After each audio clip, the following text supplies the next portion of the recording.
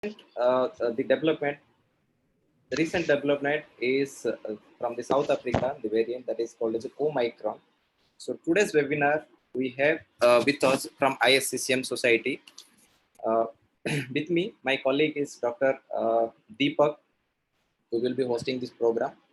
We have national figure, Srinivas Sambadam sir. Sir is having a huge experience in the field of critical care medicine. Currently, sir is the Vice President of the Society, National ISCCM. Sir has handled various other posts like General Secretary, Chairman of this state branch and other. So currently, right now, Sir is the Director of Critical Care Medicine in Virenci Hospital. Welcome, Sir, to this panel. Next, we have Venkat Raman, Sir. So currently, Sir is a National EC member. So Sir has headed various posts at the state level. Then currently, Dr. Venkat Raman holds the head of the clinical director of head of department of the critical care medicine at Yosoda Hospital. Sir is having huge experience of 15 years in the field of critical care medicine. You are welcome to the podium, sir. Thank you. Thank you. Next, Dr. Subbareddy, sir. Currently, sir is the chairman ISCCM Hyderabad chapter. He is a well-recognized person, head and the coordinator of critical care medicine at Apollo Hospital, Hyderabad. Sir has experience of 15 years of experience in the field of critical care medicine. So we'll come to know from regarding various aspects of this Omicron variant. Welcome you, sir. Thank you. Next, Pawan Reddy, sir. Currently, sir is the General Secretary ISCCM Hyderabad chapter. He is the head of the Department of Critical Care Medicine, Care Hospital. So, sir has various national and state level positions. So, he has a huge experience in the field of critical care medicine. I welcome you all to this field, sir. With me, Dr. Swarna Deepak. So, he probably doesn't require any introduction. He is a well-known figure at state and, of course, at the national level. Okay.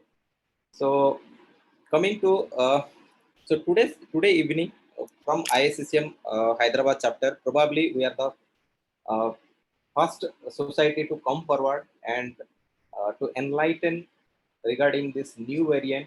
So much is spoken in the media, to social media. So much chaos is there in the society. We try to simplify. Now today's webinar is mainly targeting to make the society aware, not to be panic. Of course, we need to be aware, and we will come to know from all our experts regarding the various aspects. So without wasting any time, so we'll start with our questions. I hand over to Dr. Deepak to go for the next question. Deepak, next to you.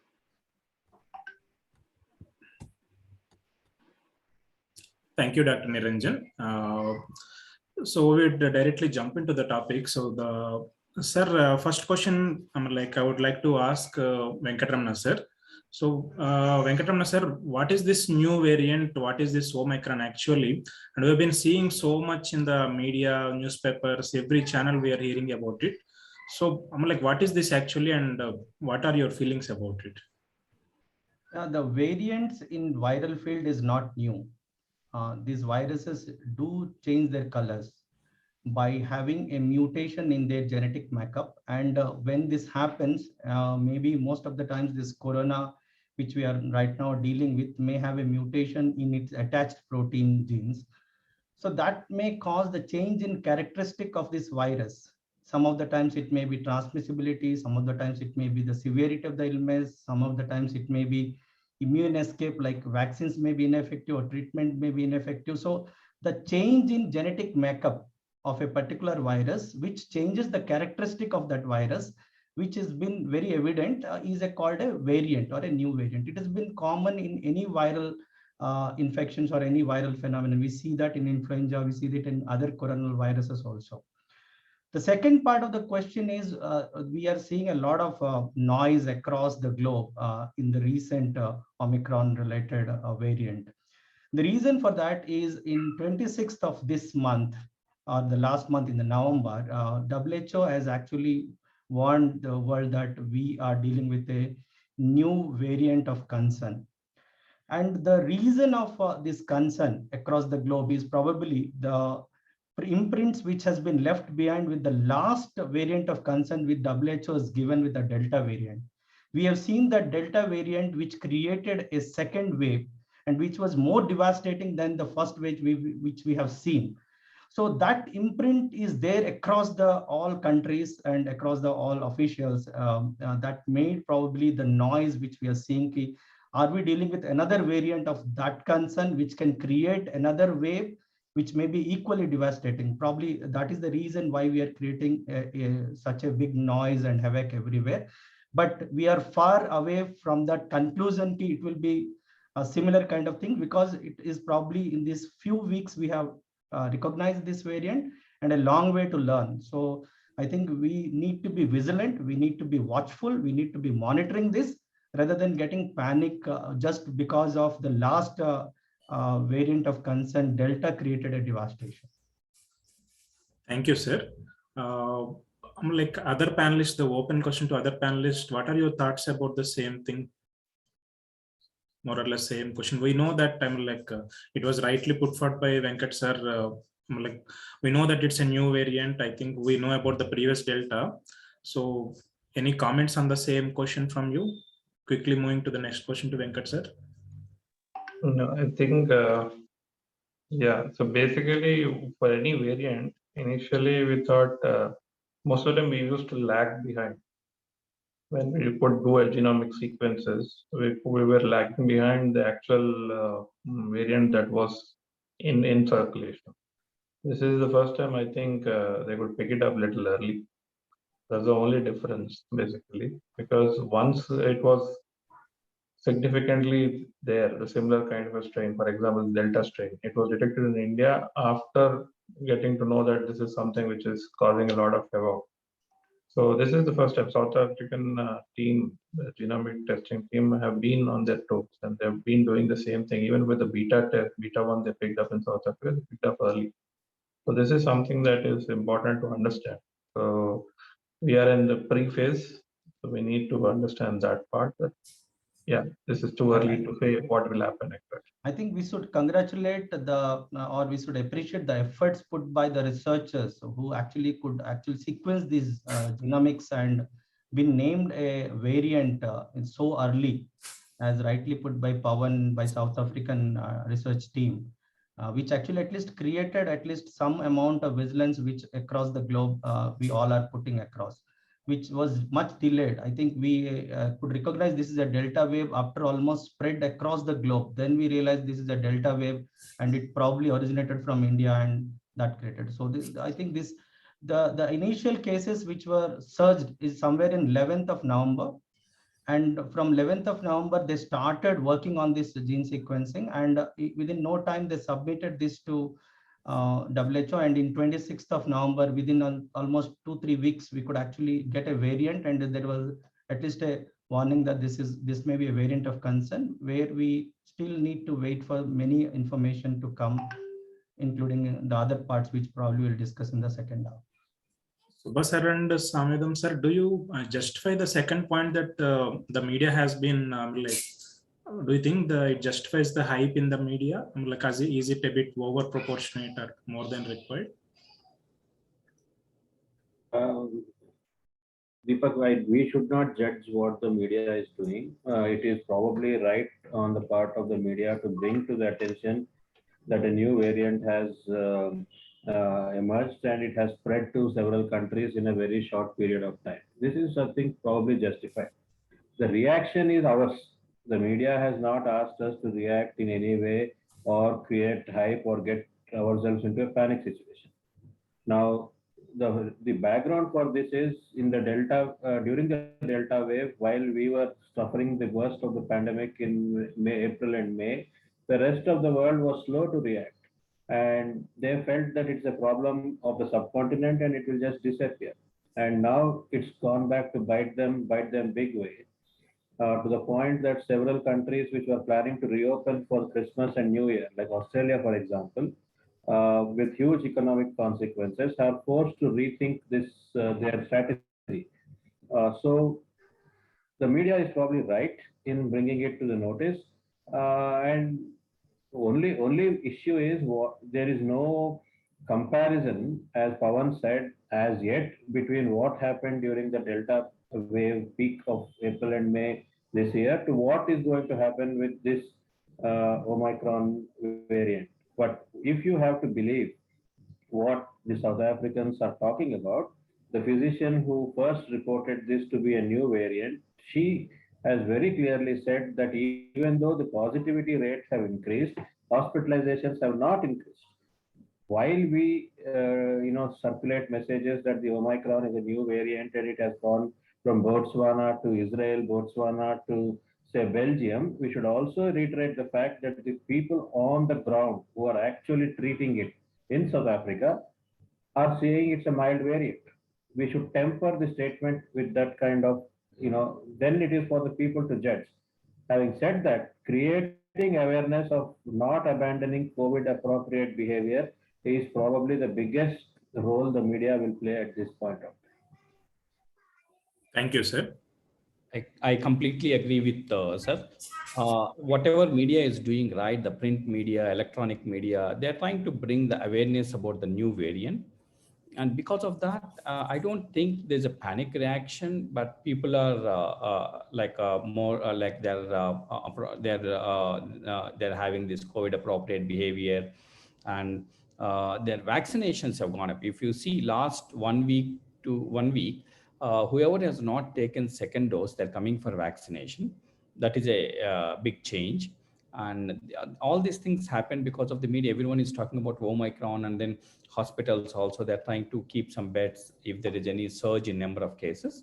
So I think whatever media is doing is right at this point of time.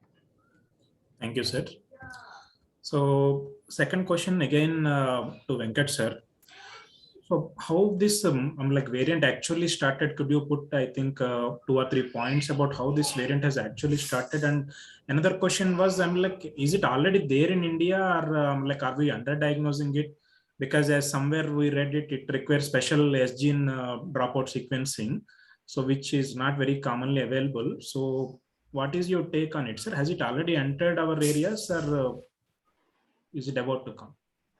See, the mutation and variations are here to come.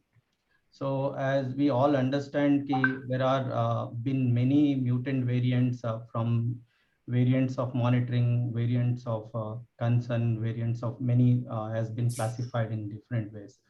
But how did it started? I think as we see these mutation do happen in these viral phenomenons, when this virus spreads from one set of humans to the others, and there were many hypothetical theories which has been thrown across, saying immunocompromised host, retroviral patients and all, but they are all been just speculations or hypothetical theories which has been thrown into how these mutations happen. And particularly when we came to this Omicron variant, where the mutations almost shown to be the double the mutations which we saw in the Delta. So there is no one specific theory to say why this mutation starts and how it happened. And probably they are trying to drag back the tracking of these cases, which have been long back from the May, June onwards and all happening. Coming to whether these cases are already there in India or not, see, the transmission is so rapid, so high. We are not sure since how long this Omicron been there in South Africa and how it has been spread to the many countries. So it is probably at this point of time not appropriate to say whether we already have the cases or not. Now I think, has been screening the people who are coming across these 12 countries who are considered to be the high risk because of the detection of this Omicron gene sequencing in these RT-PCR positive cases. And from there, I think we probably can get information that we may already had few of these passengers or this few of the commuters who came across these countries, and still we are having. But the transmission rate at this point of time in India looks very low. Particularly if you look at our hospitals or our city or state, we have not seen a surge. We have not seen the high transmissibility. So we still believe, even though we may have cases here and there, if we can contain them, restrict them at this point of time who are been traveling these countries, probably we still can restrict at this point of time. Thank you, sir. Pawan, sir, what's your take on this? You need to unmute yourself, sir. See, the basic thing is it's very difficult to say whether we have this or not. One of the ways to detect, I mean, morphological, when you're doing the genetic test, very few centers in India do the genetic test. You may have to send CCMB sends to some other place or to exactly know whether it is the same variant. What we can do is when you're sending for RT-PCR, now when you do them, they usually do 3 genes testing. Now, if the S gene is negative, which was there at some point when the beta variant was there in South Africa. So a similar kind of picture was coming in where we had around 30% of the samples not showing the S gene.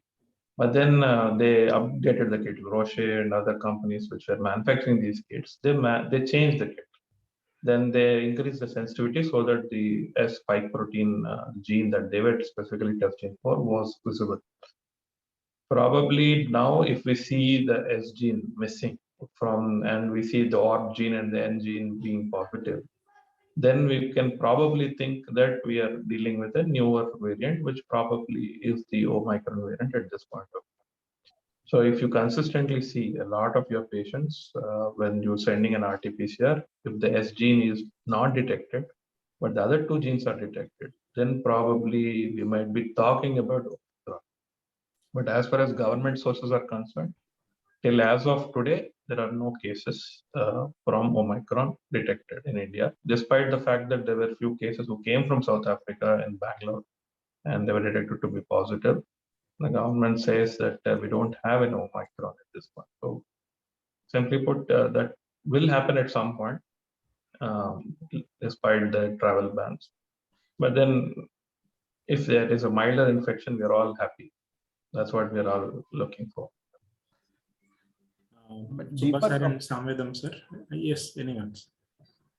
So probably at this point of time in India, Pawan, we are not doing this as gene to actually say that negative way of handling it. So see, many as rightly pointed out, we may not be doing gene sequencing in all our RT-PCR positive patient.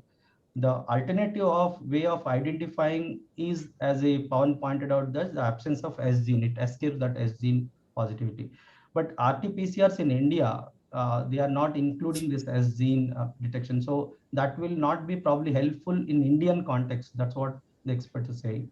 The second point is Telangana government has, and with the central government, the policy is right now, all these travelers who came from these 12 countries, which has been notified as high risk, once they reach the airport, they will all be sent for RT-PCR.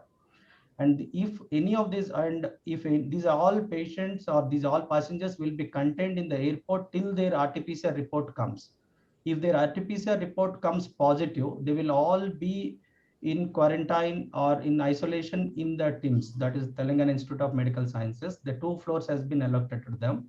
And these all patients whose RT-PCR is positive will be sent for a gene sequencing to the probably institution, National Institute Pune. And that report will turn around in 3 days. So this is now the flow. So till now we have not got, but this has been the efforts which will put across to actually find out these things. But by guessing through the S gene escape, that probably is not available with our RT-PCR techniques.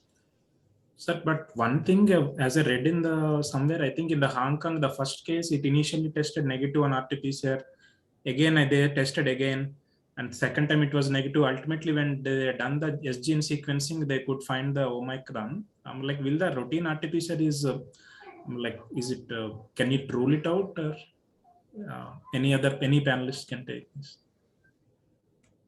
See, I think the routine RT-PCR that we do is basically the one which will pick it up, because you're looking at the ORB gene and the N gene. And the N gene is the one, nucleocapsid antigen gene is the one that is being looked after in majority of the RT-PCR. Like Venkat said, there are only few labs which are doing all 3 genes to detect. So when you're doing all 3 genes, the S gene might be missed. That will not be detected.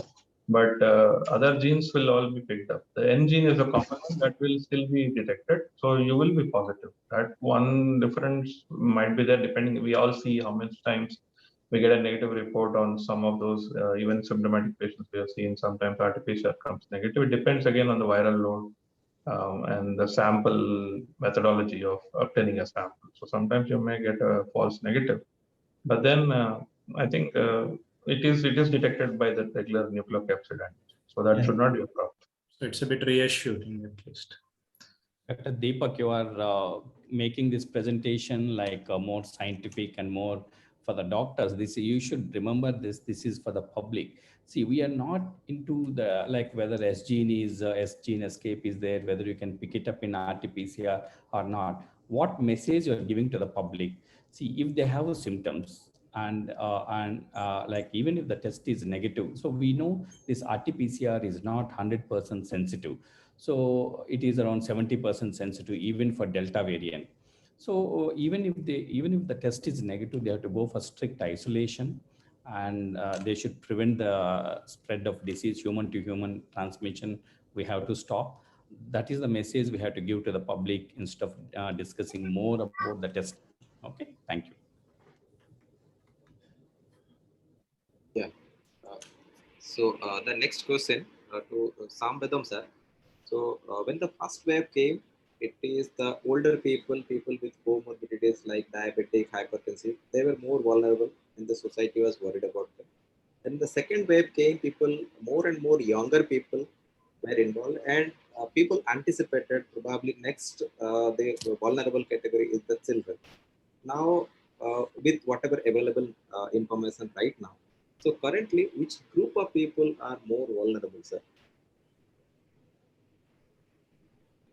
Niranjan, we should remember that India is the first country whom WHO has declared as, as an endemic area now for COVID, SARS-CoV-2. So everybody is susceptible. First point. Second point is what is the difference between the epidemiological population exposed to the virus in the first wave versus the second wave. In the first wave, it was the unvaccinated population, unexposed population, which was exposed to the virus. So we were all virus naive people who were exposed. Somehow between the first wave and the second wave, we were able to get some portion of the highly susceptible elderly vaccinated. So it is quite possible that some of them escaped the severe form of the disease.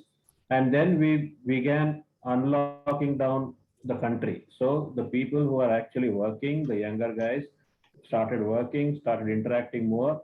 So got exposed to a variant which was more transmissible and more virulent. Which we now know is the Delta variant. Using that analogy, I think we just brought the age groups down and down and down and said, now the first wave it was 60 plus, second wave it was 30 plus, so next wave it is going to be 10 plus. It is a little, very, you can say innocent way of looking at. It is the population which has not been exposed, it is the population which has not been vaccinated, and it is the population which cannot have the reserves to accept the respiratory or cardiovascular complications which will have these problems. Now the problem with children here is it's a school. They go to a school where they are exposed to multiple kinds of people with either a symptomatic infection or a mildly symptomatic infection, and their ability to interact is much more than us. And you cannot impose wear your mask all the time, even in adults. So forget about what you can do in children. So the children definitely now are more susceptible because in this country, at least they are not vaccinated. But my perception is everybody who has not been vaccinated, not been exposed to the virus, does not follow COVID appropriate precautions, and is involved in high volume gatherings in a closed environment is a susceptible person for Omicron infection. Again, I would say it is Omicron, it is not oh my God. So it's not the end of the day. It is, as we see, we have faced Delta virus. Some of us have got infected with the Delta virus and we are here talking.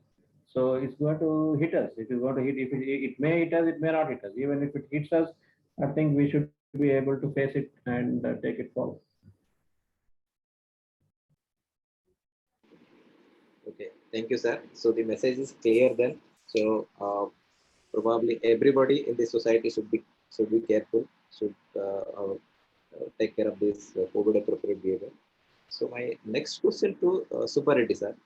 So, what do you anticipate the symptoms to be? Will it be like the same as the previous COVID, or you anticipate, or like the symptoms will be varying? How to detect? If you look at the symptoms of COVID-19, if they have fever, if they have cough, if they have loss of taste, if they have loss of smell, and if they have sore throat, and some people can have body pains, and if it is severe disease, they can have breathlessness. All these things we have noticed during COVID, and some people presented with diarrhea, loose motions. But is it this Omicron variant symptoms? Is it different from the regular COVID-19? So, like we don't have much experience as of now with the Omicron variant, but whatever data we are getting from South African doctors, whatever South African doctors experience, they say the symptoms are unusual, like not like cough, fever, and these patients, they have seen Omicron variant mainly in younger population, and they are presenting with extreme tiredness, muscle aches, and like some people have fever and some itchy throat and all these symptoms. More than cough, they're having extreme tiredness and muscle aches. This is not like regular COVID-19, but whatever it is, we should not get confused. It is also COVID, and then the symptoms may be similar or like sometimes maybe unusual. But any like if they have like a fever or extreme tiredness, we should report, and then we should test. And if the test, even if the test is negative, if they have these symptoms, initially we used to say influenza-like illness. If they have influenza-like illness, we have to get isolated, and that strict isolation policy they have to follow. And then they should not go for the public gatherings, and they should not travel if they have symptoms. And some people, even if they get COVID, like they have symptoms, they get COVID, they take some treatment, and then after 4 or 5 days or after 1 week, they will go for again retesting. Once the retest is negative, and then they travel, they should not do that. They should have strict isolation for 14 days, and they like the de-isolation policy is still 14 days. After 14 days, they can come out. Thank you. Like same question is to any of the panelists who want to answer. Now, currently we are getting information like whoever comes from abroad. Okay, so few examples are there. Somebody we came to know was from some other country. Then the people they suspected it's a Omicron. In some societies, somebody has traveled from abroad since 1 month back. Then the society they isolated. Then they suspected it's Omicron. So like slowly, the capacity is increasing in the society. So the question to the all panelists is like right now, what is the message we should give to the society? Uh, when to suspect and when we should not be worried? Pawan sir or Venkat sir? See, the basic premise, one more thing I would like to add to what Dr. Subba Reddy said. From the information coming from South Africa, again, is in a small number of populations because there are not a significant amount of huge number of cases till now. And fatigue is the most commonest symptom for even for the COVID earlier variants. Other symptoms which more predominantly are coming is headache and nausea. Headache and nausea are also some new symptoms that we did not see that much, which is more significantly seen with the Omicron. And for the society to understand symptoms wise, unfortunately, will still be majority of the times it is the same. Because in South Africa, the population that who got these infections were the younger population. So younger population may not present with the similar kind of symptoms sometimes, but traditionally you will go with the same influenza-like illness. Anybody with sore throat, anybody with fever, and we have seen you don't have much of running nose. We have not seen with COVID. So anybody with a running nose, especially in the winter, we see a lot of people having cold from other viruses. Now in December, January, we see a lot of them coming with running noses. And so running nose is not a common sign for COVID. So that is something that usually tells you that it is a regular virus and not to be too scared about thinking it is to be a COVID. So if you have a running nose, think it might not be 99%, may not be COVID. So that is something that will tell you that it is the rhinitis is a regular virus, other viruses that we see, which are not like COVID. And even if this Omicron, it comes, it may not be such significant. That is what we are seeing from South Africa. Majority of the time, it is a simple headache, nausea, fever, and then it's coming down. So not many hospitalizations, not many ICU admissions from this. One thing is also there that population is little smaller. But what we understand is, even if even now we have seen admissions with other influenza, influenza A, influenza B, we are seeing patients with other like metapneumovirus and other viruses we are seeing. And patients who are vulnerable, especially elderly with underlying comorbid, they get admitted. So if somebody says COVID, somebody got admitted because of COVID, they can also have an underlying disease process, which with any other fever, any other virus, they will get admitted. So even with COVID, they may get admitted. So it doesn't mean that this variant is more virulent or more dangerous than the other at this point.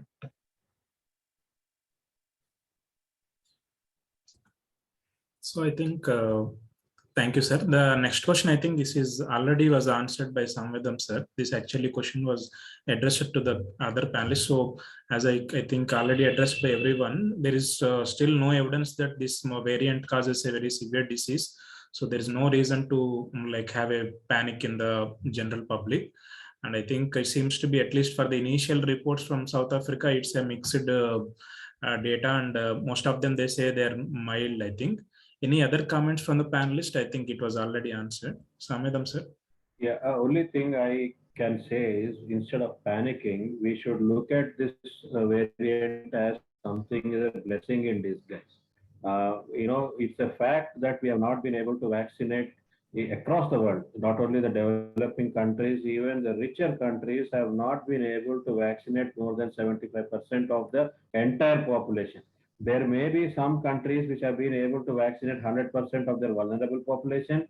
There may be some people who have crossed 75% of the target population. However, vaccination is still lagging behind. So the only way you could get immune to further more virulent, more dangerous variants of this virus is probably to get infected, or if you get infected with a milder variant of the virus, which will confer some immunity, or if you've been vaccinated and then you get a breakthrough infection, it may act as a booster. So while you take every precaution to avoid getting exposed to the virus, you still wear your mask, you still avoid large gatherings. It is in the unfortunate situation that you do get infected with the Omicron, it may be actually a blessing in disguise for you, rather than run around and hope and pray for a booster dose to be given to you. So this is my perspective on this. Probably that's the optimistic way of looking at this variant, rather than panic and shut yourself down into a corner. Right. The blessing as disguise is the right word to at this juncture. So I think, Venkat sir, you already answered this in the first question itself. So unlike we see that the WHO was declared as a variant of high consequence, what exactly is that, sir, this term? See, depending on its impact on the community, they have actually defined different variants. They said variants of monitoring, which the initial part they spoke about this all alpha, beta, epsilon, and mu variants, all which came in the initial part of December 2019 as a variants for monitoring. Then they spoke about variants of interest, which I think none of the virus variants fit into. Then variants of concern. What is this actually variants of concern is, whenever these change in genetic makeup sequences changes the characteristic of the virus, which will significantly impact the community transmission and also have a emerging risk for a global threat of health.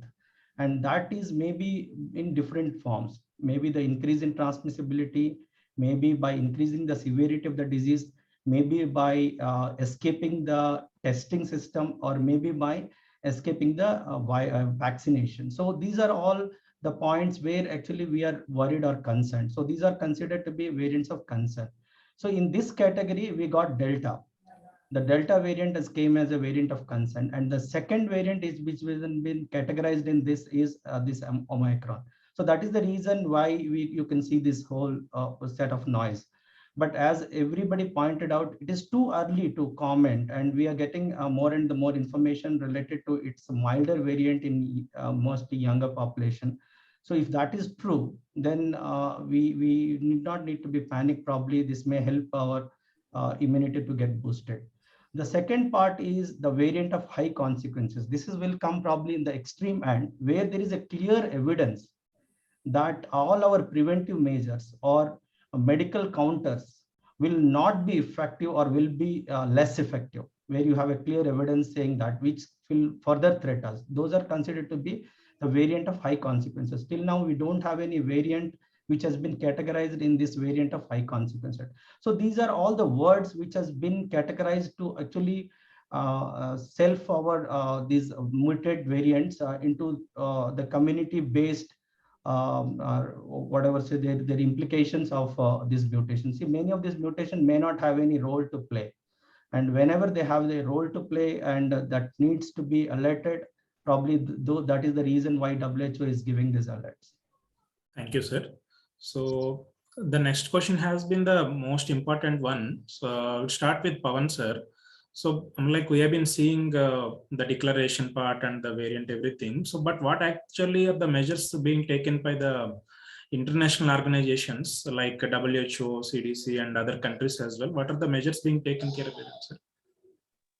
I think it's difficult for them also to really understand it. Whatever info they give out, it should also be justified in the rationale behind it. There should be a scientific basis on that. If WHO says there is nothing to panic on this, and then it turns out something like Delta, then everybody will again say the WHO did not do its job. If WHO says don't, like for China, they said nobody need to worry, don't need to ban your flights and other things, and then suddenly we see a global pandemic. Everybody again blames WHO. So WHO has to be on a very thin line here, because nobody knows exactly what's going to happen and how it is going to affect the people. But what it has to do is percolate this information and collect the information data from various situations, and then do a little more judicious approach to that. And in countries such as Africa, where the vaccination is very low, and there are countries where they have a lot of stockpile of vaccines, and there are some countries like ours, there is some vaccine hesitancy going on. Still, we have loads of vaccines. So WHO's job is to make sure that these excess vaccines in some countries can be taken and given to other places in the world. Because see, ultimately what happens is, as long as I think there's a technical glitch. Anyone can take continue this one. Venkat sir or Samvedam sir, Subha sir. I think WHO and CDC at this point of time are more vigilantly watching the scenario, giving this as a variant of concern. They actually requested across the globe to enter the data wherever the cases which are been sequenced with the Omicron variant, to know related to its transmissibility. As already been, we are discussing about the symptoms, severity, and its immune escape, where we have found the information that the reinfection rates are high. So they wanted to get more and more information at this point of time, because at this point of time, it's too early to comment on many of these areas. So the WHO, CDC all gave probably warnings or information to the all countries across the globe to have a more vigilant surveillance at the airports and different levels. But whenever I actually went to the WHO and CDC at this point of time, everything they said is we need to wait for more research or more information to come in so that we can guide you further. But at this point of time, surveillance, containment, detection, and watchful analysis of all these cases are on progress. Right. The So, public, as of now, there is no change in protocols, no change in infection control protocols, or as of now, no change in the treatment protocols given. They have not given different protocols. They have to follow the same protocol till we get more data. Thank you.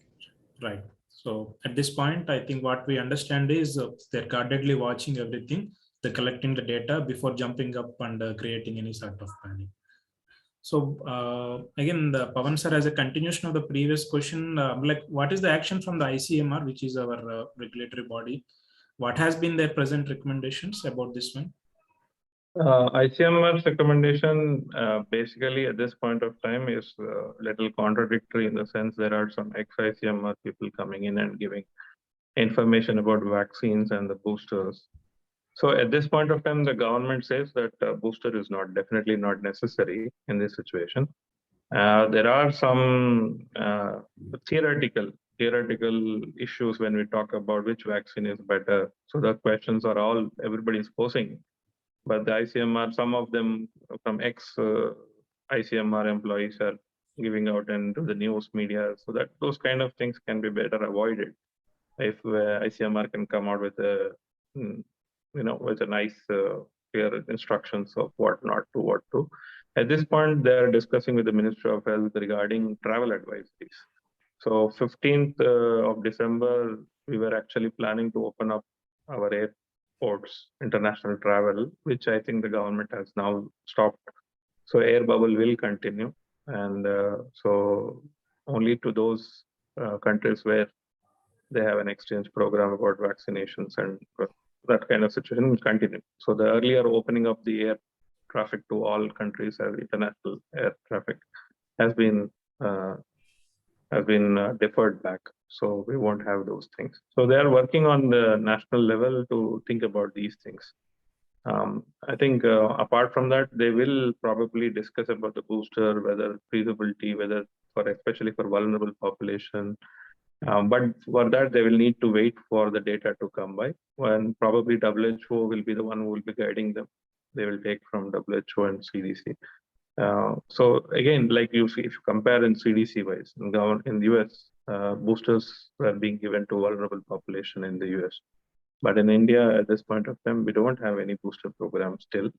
Whether it will work or not, we also don't know. So that is one more concern. So precious commodity, whether to give it to those who have not been vaccinated or to give a booster to those who are at higher risk, such as healthcare workers or such as those with a sick population, those who may become more moribund.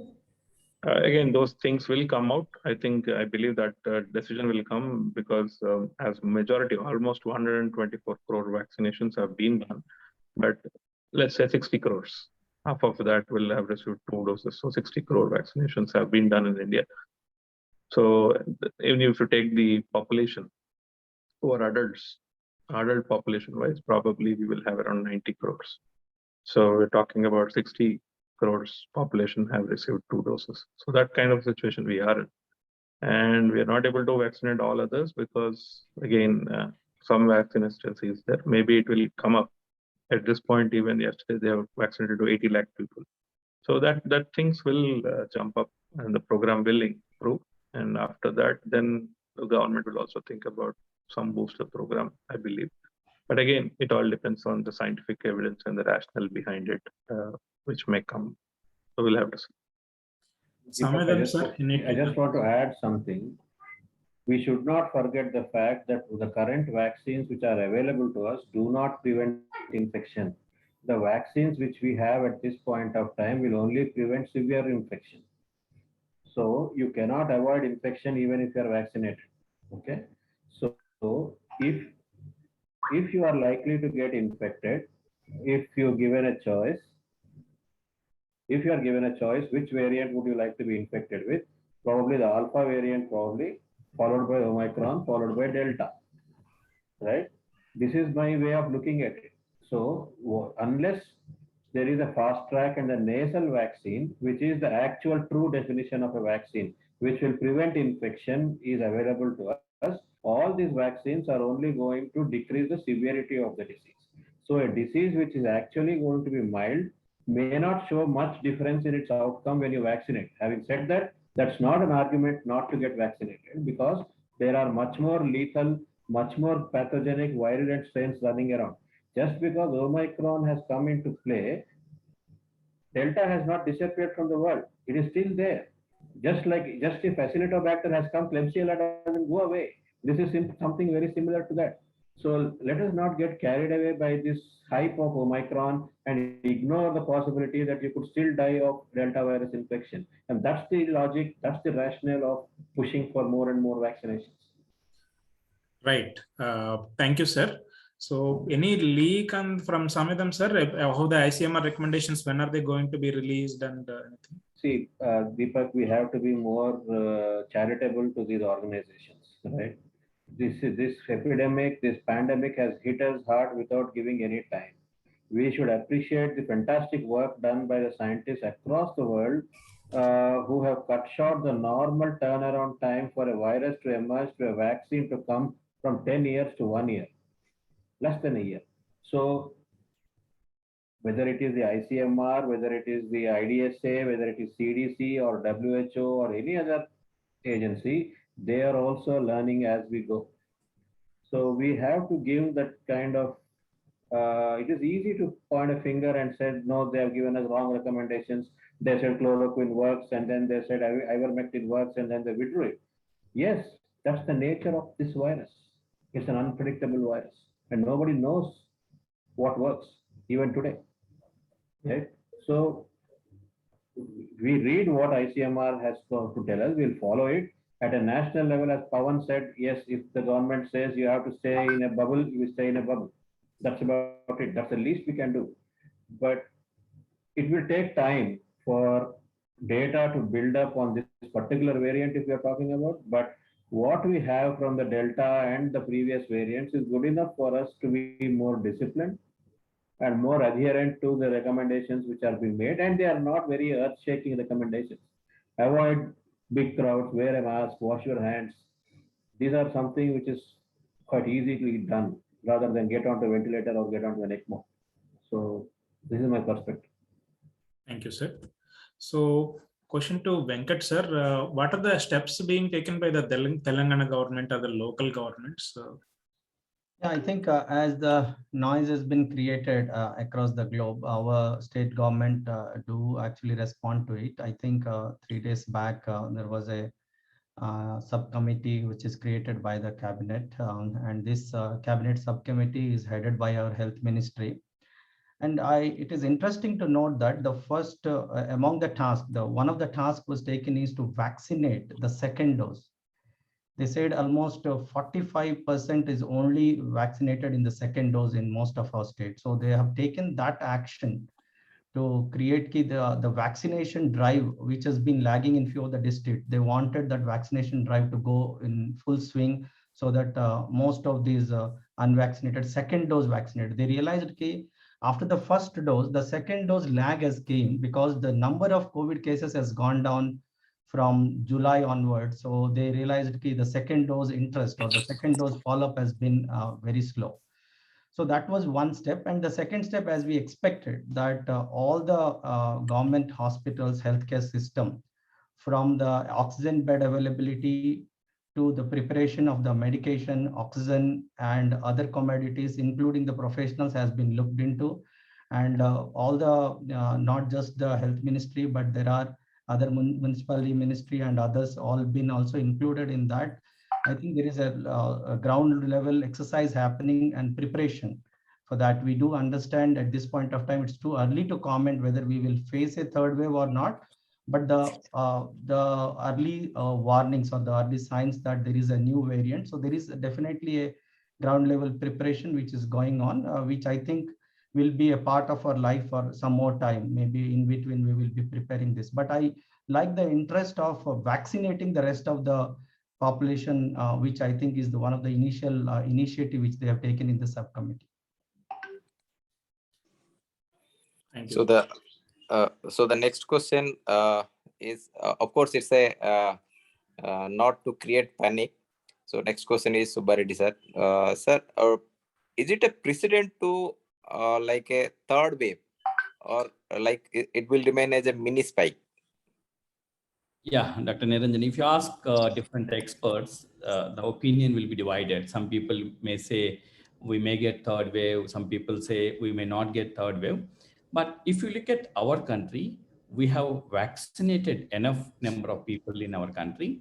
And more than vaccination, during the second wave, we had lot of hidden infections. Lot of people got immunity during the second wave.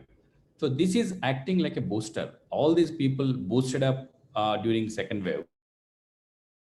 Nowadays, now we are thinking about Omicron, whether this will have immune escape. And even if you are vaccinated, if there is immune escape, people may get infection, but they may get mild infection. As everyone said, other panelists said, we may get mild infection, we may not see much ICU admissions and severe infection, but there may be some surge of cases. But I don't expect any third wave like the magnitude like second wave. But definitely we should have COVID appropriate behavior. We should be very, very careful when you're attending public gatherings, and we have to wear masks, sanitation, social distancing, all these things we have to follow, whether you had second infection, whether we have taken vaccine or not. We have to follow all these, we have to take these steps to prevent third wave. I don't see a big concern about third wave in our country at this point of time. So the message is clear. So no need to panic, but we need to be careful, more and more careful compared to the previous things. So next question is to Pawan sir. It's a common like question we encounter day in day out. Like people are asking, I'm vaccinated, so still can I get this new variant? What is your answer, sir? And if other panelists also can add to those points. Pawan sir. Dr. Swamvedam sir has already answered that question. Vaccination will only decrease the severity. It doesn't mean that you will not get vaccinated. You will not get infected. Infection will happen because the vaccine is not working in your nose. Vaccine is working somewhere in the blood. In the sense, the immunity is there in the blood, not in the nose. So virus will enter through the nose and you will have some mild symptoms. The sore throat, congestion, fever will start. But then further on, the vaccine helps you as the virus enters the body. So you will have infection. You will also probably transmit it to others. But the expectation is that it will not replicate as much as in a non-vaccinated person. So your chance of giving it to others will reduce. So let's say 14-day period is the normal. We expect that the viral replication takes up to 10th day in any unvaccinated person, but probably in the vaccinated person, the replication days may be 3 or 4 days. So in a sense, the patient may be transmitting the infection up to 3rd or 4th day in a vaccinated patient. So it cuts down the time that the virus replicates in a vaccinated person. So vaccinated person will also get infected, will also get, will be causing it to be infecting to others.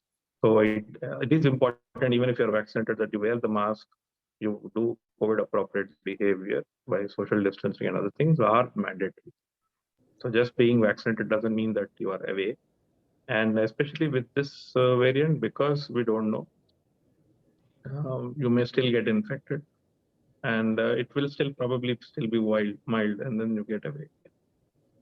Yeah, Niranjan, I think among all these points, I think the point which actually WHO is also been putting across in his website, and we are getting little information related to it, is reinfection rates. So they consider that the Omicron, which is the new variant, had suddenly there is a surge increase in reinfection rate. Those who already got infected, those who got vaccinated, many of them got it. So I think at this point of time, it is early, but the reinfection rate, we are not talking about severity, we are not talking about hospitalization, but the reinfection rate with milder symptoms is quite high in Omicron group. That's a information which even WHO website shows at this point of time, the reinfection rate is considered to be high. So those who got already infected, those who got probably vaccinated, maybe they get an infection. So earlier with Delta variant or other variant, the infection was not that high as what we saw with this Omicron variant. But in that blessing in disguise is we are not getting a sicker group at this point of time. We need to wait. But the reinfection rates are quite high.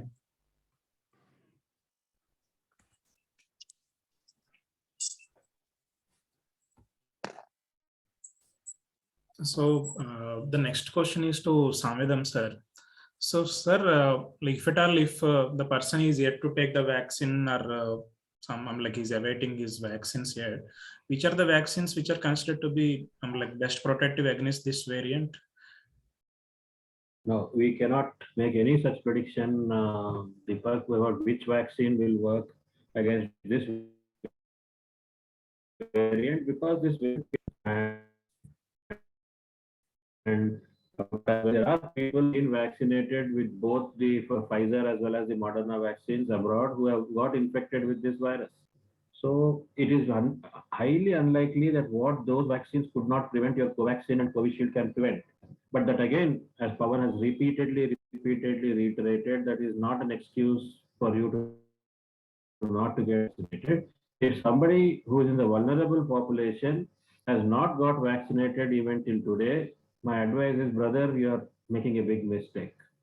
Go out there, stand in the queue and get yourself vaccinated. Because today it's Omicron, tomorrow it may be some big devil, we don't know. And that may actually, be susceptible or preventable by the vaccines which we are already giving. And you have a limited option. Even if you are in the best country in the world, the options you have are 5 or 6 vaccines, not more than that. So you can't pick and choose like a supermarket. So you have a choice, you take it. You don't need to take it just to prevent Omicron. You need to prevent it from getting subsequent. It's not going to go away. COVID is not going to go away. You can't wish it away. You will keep getting sporadic cases for the next 2 years. So we don't know which variant will hit you. And if it doesn't require a wave to kill a person, let me be very clear. It is your own susceptibility, your own comorbid problems, your own immunity, and your own viral load, which will determine whether you will live or you will die. It doesn't require a wave to kill anybody. People are dying even now. People are even dying of COVID even now. There is no wave anywhere in the country. Numbers are consistently down, but still 230, 220 people are dying every day. It's not a wave, but people are dying. So you have to protect yourself.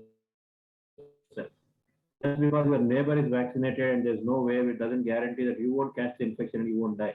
That's the message we should be able to give as healthcare professionals to every person who asks you, should I get myself vaccinated? Of course, yes. Please go out there and get it done. Thank you, sir. So the take-home message is take whatever the vaccine which is available and don't delay taking the vaccine. And I think you should always cover all the, you may have a variant in the future. So don't delay it. And roll up booster dose, I think it has been reinforced by everyone. So just one take to finish. Yeah, Deepak, there are a lot of questions related to booster dose in the chat box and question answer box. Everybody is yes. in that. See, we have realized and we learned hard way saying ki we cannot be selfish, getting booster dose after booster dose and not covering the primary immunization at first. See, if we have a 50% of our population who have not covered the primary immunization, the first 2 doses of immunization, we taking 3-4 doses may not help, because as we realized ki the developing countries had a 70% vaccination, but a country where you have a 20%, 10% vaccination can create a variant which can again ramp through the whole world. So we need this primary vaccination to be covered across the country, across the globe. So we need to first think about that, ki we just not vaccinating ourselves, we encourage that the whole community, whole state, whole India should get vaccinated. And coming to the booster dose, yes, we do understand that we have enough evidence right now saying there is a waning of immunity do happens with these vaccines. Vaccine waning is a phenomenon which has seen after 9 months or so. That is the reason why some of the countries or CDC come up with a proposal of high risk group, particularly elderly, those who are immunocompromised, may have a vaccine weaning, and a third dose or a booster dose may be considered in them.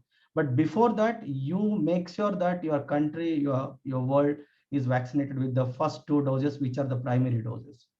Right, sir. You protect the community and it in turn protects you. That has been your message. So next question, Subha sir, we have various medications. Deepak, I just want to answer one comment made in the chat box that they don't trust the numbers of 100 crore vaccinations. We may not trust, but if somebody has actually, decided to take a fake certificate of vaccination, I feel sympathetic towards that person. I mean, I feel sorry for him. I mean, whom is he cheating? The government has got nothing to do with you. I mean, the government doesn't gain if you get an infection. You end up in a hospital in an ICU bed on a ventilator. Your family suffers, and despite knowing that you want a fake certificate, it's your misfortune. But I guess we have to, bite the bullet and understand that all the healthcare professionals across the private, corporate, private, charitable, and government have been working relentlessly hard for the last 2 years. And we have to give credit. If somebody says we have vaccinated X number of people, we have to give credit. So let us not have a negative mindset on this. This is an example. Okay, if it's not 100 crores, maybe it is 95 crores, but still a big number, right? There can't be 100 crore people who have false certificates, right? So let us not be overly pessimistic about the situation. Thank you. So, Subha sir, there have been a lot of treatments which were like we are given in the second wave, first wave, and as well. I think the last one, the cocktail, has been pretty effective in the recent past. What is your take on the present medications? Are they equally effective? Yeah, we tried a lot of medications in COVID, and all those medications have gone now. And most of the people, most of the hospitals now, we are giving monoclonal antibodies.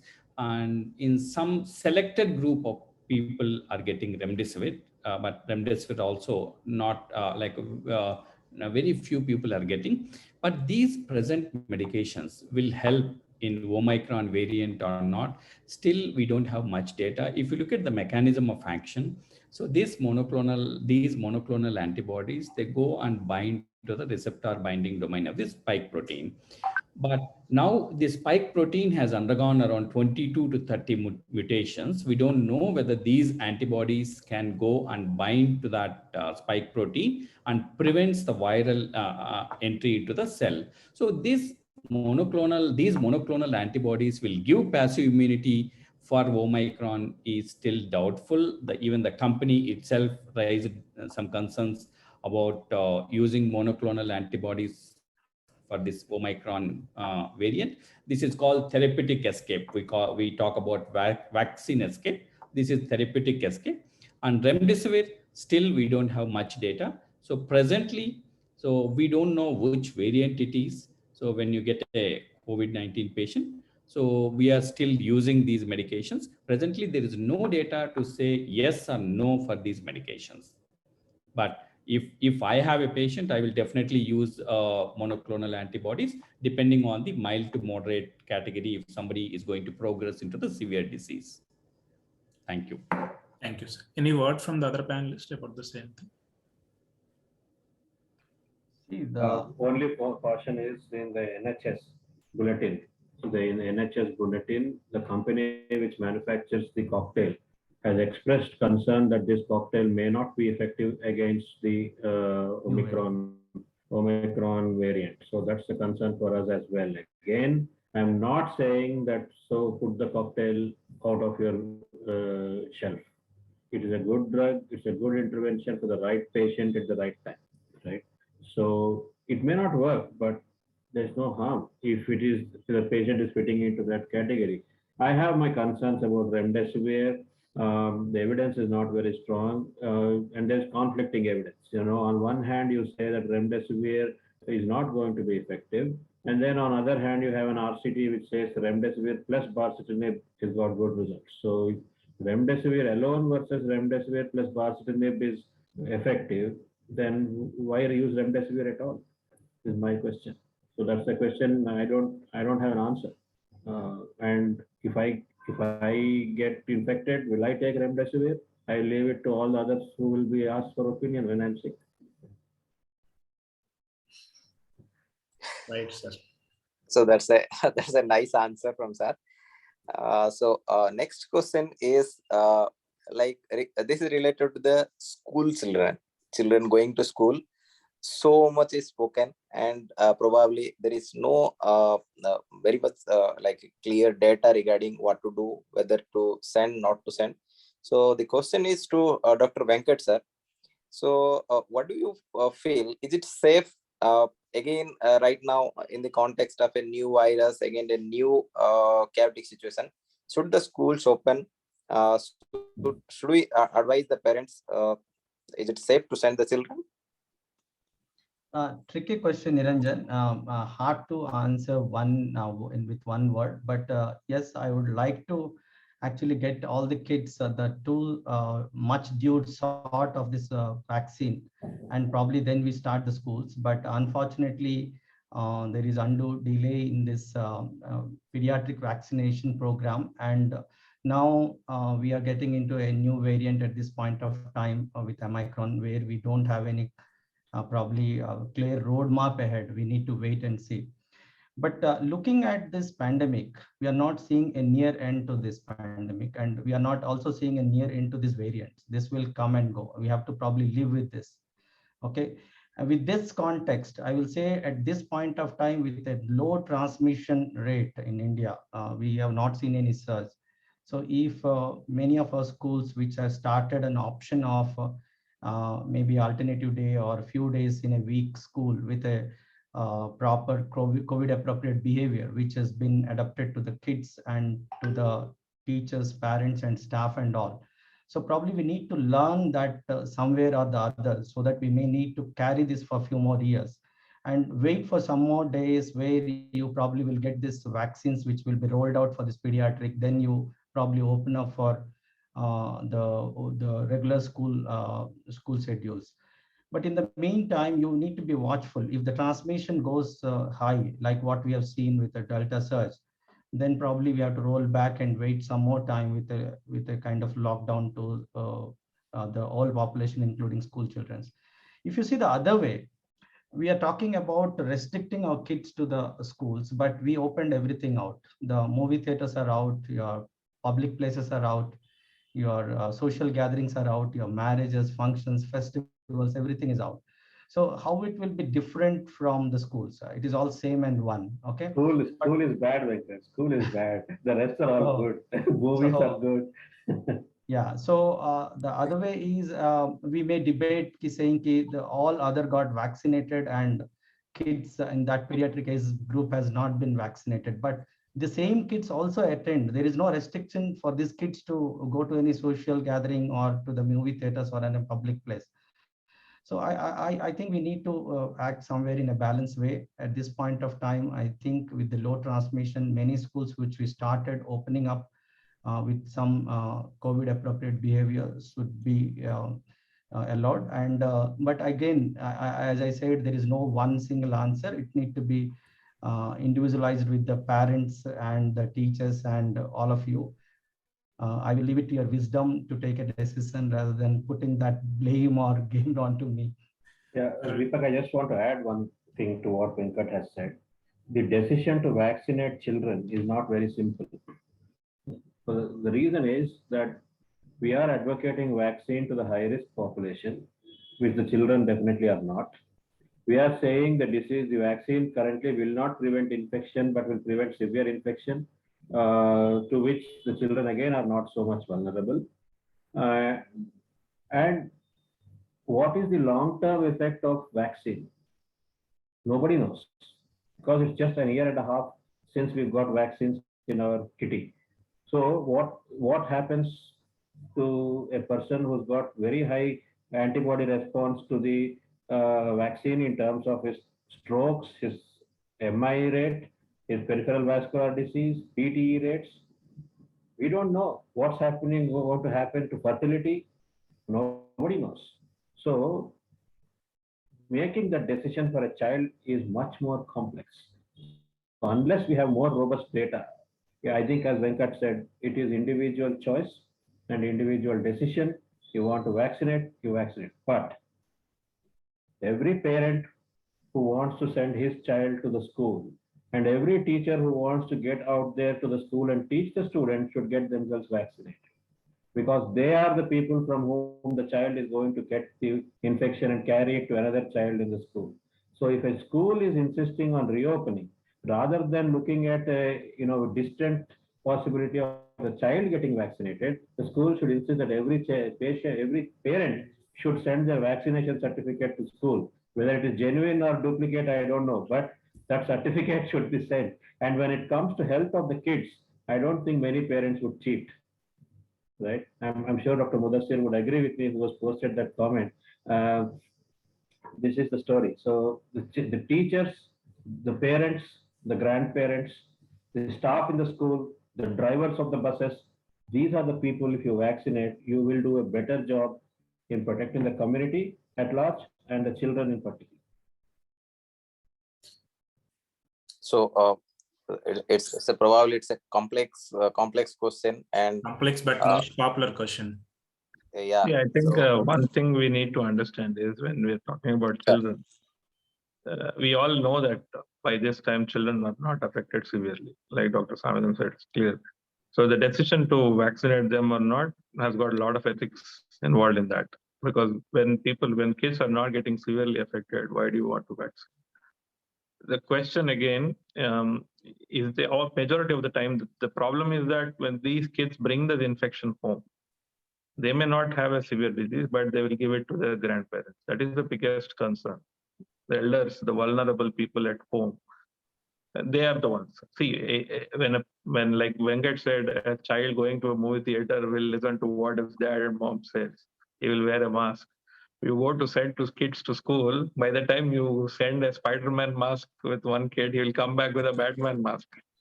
So you don't know where they've exchanged, which mask they've exchanged with which kids. That is the biggest problem with kids, because they don't understand the seriousness with which what the parents intend to make them understand. So in that sense, it is, see, for example, if you ask me, I am sending my kids. So it may not be the same with everybody else. Each person has to make that decision on their own. But vaccination, universal vaccination for kids all the age, I don't think is going to happen. US, it is about 11 years, they're vaccinating. In India, I don't foresee at this point of time all children vaccinated. But at some point, people have to go back to school. So like Sir said, surrounding them, everybody, all the adults should get vaccinated. If all the adults are getting vaccinated, then I think that should be fine. So at home, all the vulnerable people, all the adults should get vaccinated, especially if you have elderly population. Then you may start thinking if somebody is very sick at home, then when you're trying to cocoon them from not getting the infection, you are thinking in that time. Otherwise, if the parents are healthy, they get their vaccines, I don't think there should be a problem sending the kids to school. Are the regulation going to be the same thing, sir? Like the opening continues to go, or is there any like a bit of temporary hold from the government or something like that? Any information? No. I think right now with the current transmission and current number of times, I don't think there is any immediate change in the regulations, and all schools are allowed to take those decisions with COVID appropriate guidelines and behaviors. And it is, as everybody pointed out, it is important to actually imbibe those behaviors in the kids, and not just kids, but the supporting staff, teachers, parents, and all, including the vaccination. But yes, if the number rises and the transmission goes high, and you see again a surge or a spike in the wave, as we saw in the second wave, there will be restriction, and that restriction also will be applicable not to the regular other activities. That will also affect the schools. I think that as we all worried about the transmission, kids may not get the severity of the disease, but they will be a source of transmission, which we have seen in the second wave. See, we have seen 2-3 schools at a time with 40-50 students among the class got positive, and then they transmitted it to a good number of. So we see that being. But again, as everybody pointed out, whether vaccines will prevent the transmission from them, we all understand that these are not live vaccines which can prevent infections, but the currently existing vaccines, including Zydus and the Covaxin, which has been given a go ahead, which are on the process, both of them are not live vaccines, so they will not prevent infection. We don't know whether that will stop some transmission by giving to the children's. We yet to see once the children get vaccinated is that goes down, but these are all ifs and buts to wait and watch. Yeah, thank you, sir. It's of course it's a very complex. Sir, anybody wants to add anything? Not, I think this question has been sufficiently answered by everyone. Yeah. So of course it's a complex situation. So the answer may not be single. So moving on to the next question. So within 2 years, there are so many variants they appeared. Then alpha, beta, delta, then delta plus. So right now the Omicron. So how do you see the future, sir? Will it keep on happening? So like how to make our strategy? So question to Sambedam, sir. How do you see the future? A very good future. I don't find any problem. But the thing is, see, you are now focusing on variants and mutations of this particular virus, but it is a nature of life. Whether it is tubercular bacteria, whether it is leprobacillus, whether it is H1N1, whether it was dengue or SARS-CoV-2, every organism will survive, will fight to survive. This is Darwin's theory, survival of the fittest. So it is our responsibility to make ourselves fit to survive in this battle. And that fitness comes in looking after yourself, avoid modifiable risk factors which will give you the comorbidities. And when a vaccine is available, get yourself vaccinated. And when somebody says, please put on your mask, please do put it on. Not around your mouth, but around your nose. If you do these things, see, first 1 year, 2021, March to maybe August, September of 2021, we were absolutely gobsmacked by what was happening all around the world. But if you yourself see the kind of PPEs people were wearing in the first wave, right? Even people on the road were wearing full PPEs, right? But now in the second wave, quite a few of us were comfortable doing patient rounds with a cap and an N95 mask. We were capable of doing it and we survived. And we are sitting here talking, right? So the future is going to be tricky. This virus is going to be around for some time. It's not going to go away. It's going to mutate, but it may get more and more milder. But as you get more and more comorbidities, even mild infections become a disaster. So if you want to be safe for your future, get yourself vaccinated.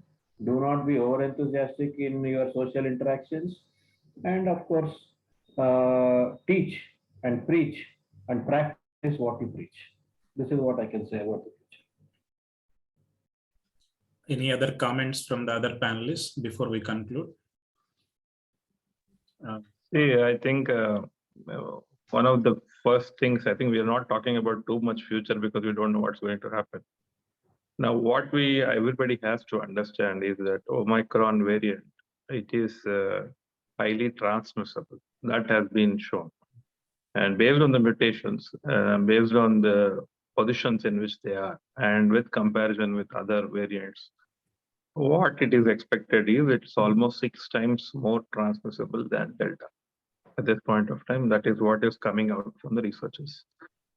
What it means is when Delta hit us, we knew if one person in a house was positive, everybody else in the house was deemed to be positive. So it was almost like that and it was very highly transmissible. Now, if somebody says it is 500% or 6 times more transmissible Delta, what is going to happen is we are going to see a surge of cases because everybody understands about this. They go around testing themselves and then they'll come with a report and then ask what to do. And this is going to happen. And because people have that sort of fear in them about COVID, and to understand that sometimes misplaced fear, sometimes it may be justified fear. If you are a person with a comorbid condition, yes, it might be justified. If you're otherwise healthy and you don't have much symptoms till day 6, day 7, still getting feared about the situation, how it will turn out. So when more number of people will get infected at a simultaneous time, that is when the problem starts. That is why we had lockdowns. That is why we had everything, because we were shutting down not only to decrease the transmissibility, to also decrease the burden on hospitals and healthcare network. Because if we're talking about, let's say, a city like Hyderabad, and then let's say 10% of the population gets infected at the same time, and only even 1% of them gets sick, still we don't have the ICUs, the beds number to cater for such a population. So in that sense, this is something that should not happen, that a majority of the population gets sick at the same time. Unfortunately, the concerns with Omicron is that exactly the same, that it is very highly transmissible. It can transmit. So let's say somebody goes to a wedding function where there are 300 guests. Earlier with Delta, you would have seen 20 of them get infected. But with Omicron, maybe even 200, 250 in that wedding party may get infected. So that is the problem that we are actually discussing with Omicron, which is of concern, because majority of them get infected. Then everybody get tested because somebody got that infection, everybody gets infected, everybody gets positive. They may have very mild symptoms, but then there is always some sort of fear lingering back, and then they will rush to help. They will go to the hospital, they will run, they'll want to admit, they want to get admitted themselves, they want to get treatment. OPs will be flooded, IPs will be flooded based on unfounded fears, based on testing cost, because you will see such that can happen. When that such a surge happens, again there will be a burden on the healthcare, which should not happen. So people should be aware about the situation. People should understand that it might be a very simple, mild disease like your regular cold. Yes, in those who are vulnerable, they may have little more severe disease, like any other fever, like any fever. We see a lot of other viral, respiratory viral causing underlying problems to be worsened. Let's say a heart patient with heart failure, it can come with decompensated. Any COPD patient will come with a viral infection and get decompensated. So these are common that we see in any winter. But these things will increase as the numbers increase. Unfortunately, there is no way around it. This will come and we will see a huge number of patients, huge number of positives. I wouldn't say positives in the sense they will become patients. They'll have mild infection, but there will be huge in number. So that becomes a problem. So people should be aware and think that this is a mild infection. It will be like any other cold cough at this point of time, unless they have the underlying risk factors. So they can carefully monitor. So probably what I'm anticipating is telehealth will increase. Like last time, in the second wave, we had to go to telehealth as a compulsion because we couldn't cater to all of them in the hospital OPs, and people were feared to come. So I think telehealth we should utilize more and more, and then to allay fears and to probably help them out, where they can self-monitor their symptoms and no need to panic much. But numbers will go up. As numbers go up, the problem comes. Our phones will be ringing non-stop. That becomes a problem. Subba Reddy, sir. Yeah, there are a lot of other variants, but your question on the lighter note, you have to be very clear in your question. So the future of healthcare or future of public? What do you want to say? Ask. As this is a public awareness program, future of public. So that, like, there are so many variants, as Dr. Venkat said, variant of interest, variant of concern, variant of consequence. So if you look at all these variants, we are discussing about only two variants. One is Delta, the other one is Omicron. So all of us know it is going to cause the mild disease. So no need to create panic at all. And we haven't seen a variant of consequence till now. So the future is like others said, we may have to the way we approach this, and then the way like you approach telehealth, or you modify like your strategies of treatment and diagnosis and all. but the future is not bad. So we need not create any panic in the public. Thank you. Thank you so much. Venkat sir. Yeah, I think I personally feel like if you see the last few weeks, we have seen a surge in again influenza. So H1N1 is being again back into our ICU. So similar way, the COVID or SARS-CoV-19 will be with us for a few more probably years or so, and it will be lingering around us. And the variant has to come along with it. But I personally feel with the amount of vaccination coverage across the globe and with the amount of infections happened with the last two variants, probably we will not see the similar kind of spikes or devastation of strain on the healthcare system, ICUs and beds in the future. And we may see a increase in the number of cases, but not in the same severity or not in the same kind of devastation. But yes, we need not need to be panicked, but need to be vigilant, and probably we all need to be continuing all our COVID appropriate behaviors and be more careful till we come out of all these pandemic times. Very apt comment, sir. Mohan Maharaj sir is another senior intensivist. Sir has something to ask the panelists. Sir, this is being a excellent and public awareness program being, so if it is only intensivist, the question would have been different.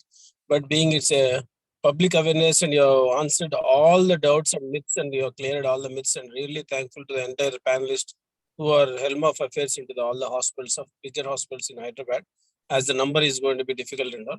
Just only thing is, presently you think that the future conferences, the meetings, everything should be only on Zoom, or any physical also can be conducted, sir? I think it's open to all. Can I add a few points, sir? Yes, please. Sir, Dr. Niranjan here. Of course, it's a public awareness program. First of all, these viruses and the bacteria, they're the most, probably the cleverest creature in this earth. They were there before human being. They were there along with human being, and they will be there after human beings also. So that is truth. Now, same applies to our conferences. yes. Now, not expecting a mutation, not expecting a change in this virus variant is probably foolishness. It is expected. And I agree with Srinivas Sambedam sir. It is the survival of the fittest. They try to survive. Of course, we need to try to survive. Now, coming to conference, of course, all leaders are here. Probably again, it's a one more complex question, like sending our kids to school again. So that the future will decide, maybe. But right now, it look like it probably, we hope it can happen physically. We all have like registered for the conference. So I pass this question to Sambedam sir. Niranjan has a liking for putting me in the spot for the toughest situation. I will give you 3 answers to this question. Should you do only Zoom meetings and no physical conferences? My answer is till how long? Till how long? Okay. So if it is feasible for you to do a physical conference with adequate spacing and temperature checks and other precautions, we should do a physical conference. Second point,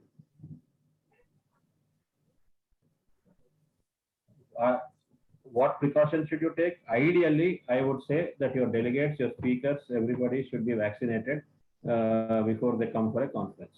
If they are registering for the conference, please ask them to provide a vaccination certificate. Assuming that Dr. Maharaj is asking me about a medical conference, medical professionals were offered vaccination free of cost by the government, and there is no excuse for a professional to be not vaccinated. If he is vaccinated, he might as well attend this conference on Zoom. This is strict way of doing it. It may not be feasible to implement it, but at least suggest that those who are not vaccinated and are symptomatic should stay away from the meeting. This is what you can do. Only suggestion to you is stop, do not discuss any topic related to COVID and how to overcome Omicron, because the virus may also be listening to your discussion. and it is a survival game. So that's where all these mutations are coming from, sir. One concern I have is that in Karnataka, the government has provided a strict outlook about these, because recently in some school and some medical college, there was an annual event and then they had 300 cases at one gathering. So Karnataka government has given out a GO saying that not to do any physical meeting or assembly where there are more than 20 people. So if you're doing a conference there in Karnataka, it is not possible. But unless and until your government in your state and local authorities accept or say something else, then it becomes a problem. So even if we all may be vaccinated, we may all have Right. RT-PCR negative, the government may not sometimes accept that. So it is all difficult depending on situations. These kind of knee-jerk reactions or phenomenons will be difficult. Like yesterday, we came across a variant from WHO, and today we take a lot of actions. And after a week, and slowly things die down, and people get into a normalcy. So I think we need to look for a long term. And when the transmission rate is extremely low, and you have a good amount of vaccinated population who's attending with COVID appropriate behavior, we need to have a plan in hand and can go ahead and do.